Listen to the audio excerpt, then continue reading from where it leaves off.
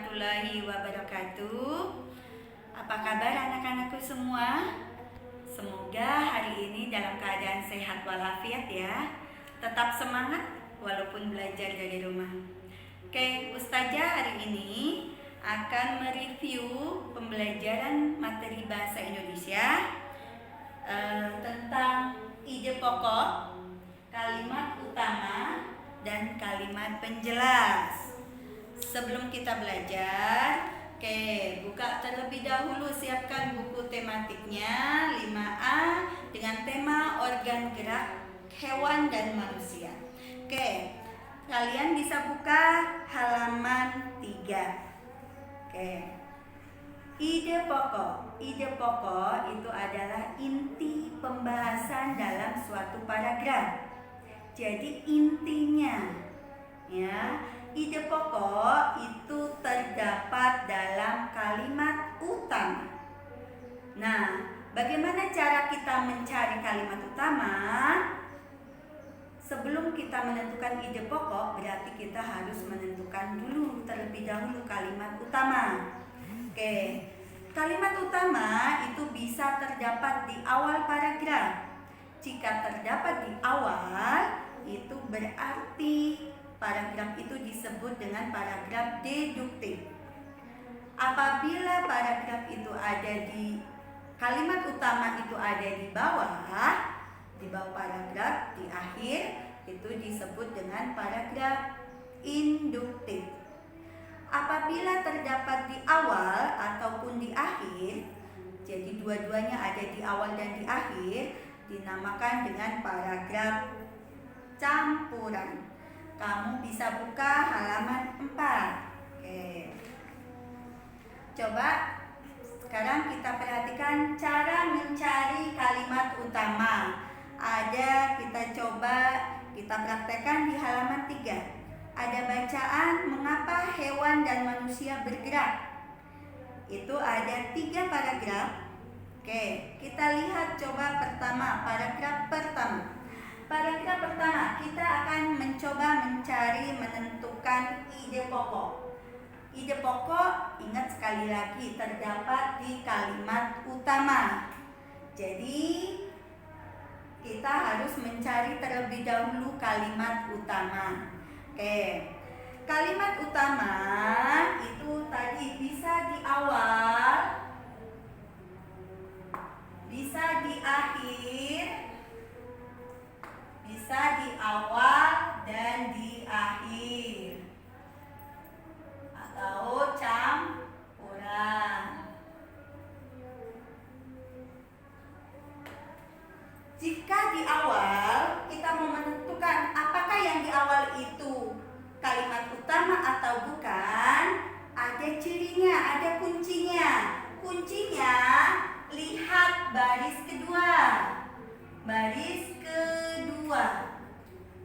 Nah, dalam buku di paragraf pertama, baris pertama, pada hari Senin pagi Nina bergegas pergi ke sekolah.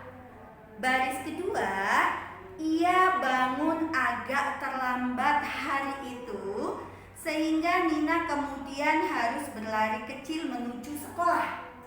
Nah, kita lihat baris kedua. Baris kedua berarti ia bangun agak terlambat. Baris kedua, apakah ada kata yang diulang? Kata diulang. Kalau ada kata diulang, berarti baris pertama adalah kalimat utama.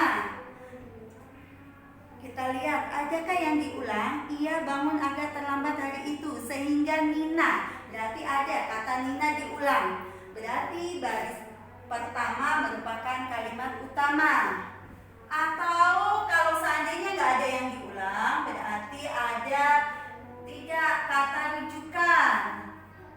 rujukan. Ada kata ini atau itu. Yang ketiga, kata ganti orang. Nah, kata ganti orang itu di sini baris pertama juga ada kata ganti orang. Iya itu merupakan kata ganti orang Nina. Jadi kalimat utama paragraf pertama ada di awal. Nah, berarti kalimat utamanya, pada hari Senin pagi Nina bergegas pergi ke sekolah. Nah, kalau sudah ketemu kalimat utama, berarti kita menentukan ide pokoknya. Tadi kalimat utamanya pada hari Senin. Pada hari Senin pagi Nina bergegas pergi ke sekolah. Nah, kita akan menentukan ide pokoknya. Kalimat utamanya yang sudah kita temukan. Ide pokoknya tadi. Ide pokok adalah inti pembahasan. Intinya ada di kalimat utama. Inti dari kalimat utama. Nah, ide pokoknya pada hari Senin pagi Nina pergi ke sekolah. Berarti ini sedang membicarakan tentang Nina pergi ke sekolah. Nah, ini intinya, berarti ini ide pokoknya. Oke, mudah-mudahan paham ya untuk mencari kalimat utama dan menentukan ide pokok. Kalimat utama, kalimat yang mengandung ide pokok. Sekarang tentang kalimat penjelas. Kalimat penjelas adalah kalimat yang menjelaskan kalimat utama. Jadi kalau kita mau mencari kalimat penjelas, kita harus mencari terlebih dahulu kalimat utamanya. Jika sudah ketemu, berarti kalimat penjelasnya yang menjelaskan kalimat utamanya. Seperti di sini, paragraf pertama berarti penjelasnya adalah ia bangun agak terlambat hari itu. Nah, itu penjelas yang pertama, sehingga Nina kemudian harus berlari kecil menuju sekolah. Penjelas yang kedua, di tengah perjalanannya ternyata Nina berjumpa dengan Tony yang sedang berjalan juga menuju ke sekolah. Sampai di terakhir, itu adalah kalimat penjelas. Oke.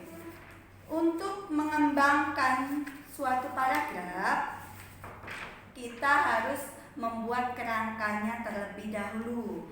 Kerangka karangan dibuat dengan cara mencari atau menentukan terlebih dahulu ide pokoknya. Setelah sudah kita tentukan ide pokoknya, seperti coba lihat halaman 83. Nah, itu ada 4 ide pokok. Kita mau membuat paragraf, berarti kita menentukan kalimat penjelas. Kalimat penjelas itu adalah kalimat yang untuk mengembangkan kalimat utama. Paragraf pertama contohnya di halaman 83, manfaat olahraga. Berarti kita cari penjelasannya, manfaat olahraga kita sebutkan macam-macam manfaat olahraga. Itu kamu tulis di paragraf pertama. Paragraf kedua, contoh-contoh kegiatan olahraga kamu sebutin di situ. Contoh-contohnya kegiatan olahraga, contohnya kayak sepak bola, lari, dan sebagainya. Kamu sebutin, kamu jelasin, itu ada di paragraf 2 dan seterusnya.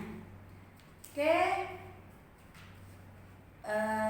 Itu review dari Ustazah Ira. Mudah-mudahan kalian bisa jelas, bisa paham tentang ide pokok, kalimat utama, dan kalimat penjelas.